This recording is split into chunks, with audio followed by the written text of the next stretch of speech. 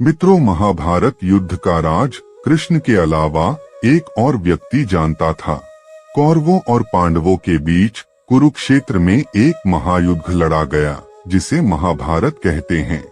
महाभारत के महायुद्ध में इतने लोगों के रक्त बहे कि कुरुक्षेत्र की वह भूमि सदियों बाद भी लाल है।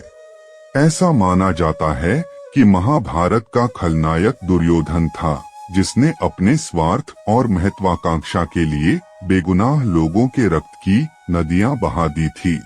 मित्रों, इस वीडियो में जानेंगे श्री कृष्ण के अलावा महाभारत के उस व्यक्ति के बारे में जो महाभारत युद्ध का राज जानता था।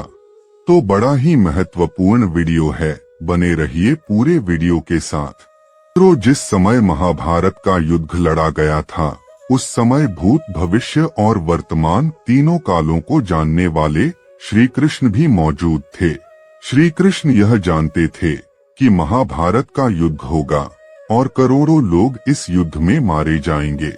इतना ही नहीं, श्री कृष्ण के अलावा एक और भी इंसान था जिसे इस युद्ध के बारे में पहले से जानकारी थी, लेकिन कृष्ण के भय से उसने भी भविष्य का सच सबसे छुपा कर रखा और इन सब घटनाओं से अनजान बनकर पांडवों के साथ कष्ट भोगता रहा।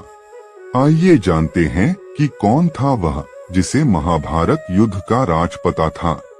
मित्रों, महाभारत युद्ध का राज जानने वाला कृष्ण के अलावा जो अन्य व्यक्ति था, वह खुद पांचों पांडवों में से सबसे छोटा भाई सहदेव था।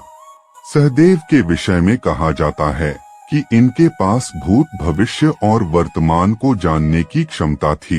यह क्षमता इन्हें अपने पिता से मिली थी। एक कथा के अनुसार पांडवों के पिता महाराज पांडु जब मृत्युशैया पर थे, उस समय उन्होंने अपने पुत्रों से कहा कि उनकी मृत्यु के बाद सभी पुत्र उनके शरीर को खाएं। कारण यह था कि पांडु चाहते थे कि उनके पास जो ज्ञान है वह सभी पुत्रों को मिल जाए। लेकिन सिर्फ सहदेव ने ही पिता की आज्ञा का पालन किया और सिर के 3 टुकड़े खाए। इससे सहदेव को भूत, भविष्य और वर्तमान का ज्ञान हो गया। अब सवाल यह है कि सब जानते हुए भी क्यों चुप रहा सहदेव। मित्रों, भविष्य में होने वाले महाभारत युद्ध की जानकारी होने पर भी सहदेव का चुप रहना अपने आप में हैरान करने वाली बात है, क्योंकि सब कुछ जानते हुए भी वह उन सभी परेशानियों से जूझता रहा जिनसे अन्य पांडव जूझ रहे थे। इसका कारण यह था कि भगवान श्री कृष्ण नहीं चाहते थे कि भविष्य का राज वर्तमान पर जाहिर हो और वह घटनाक्रम बदले जिसकी रचना वह कर चुके थे।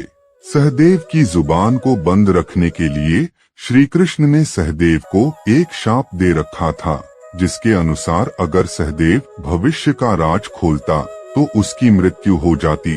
श्री कृष्ण के शाप के भय से सहदेव ने महाभारत युद्ध का राज अपने सीने में दबाए रखा। तो मित्रों, यह वीडियो यहीं तक। आप सबको जय श्री कृष्ण।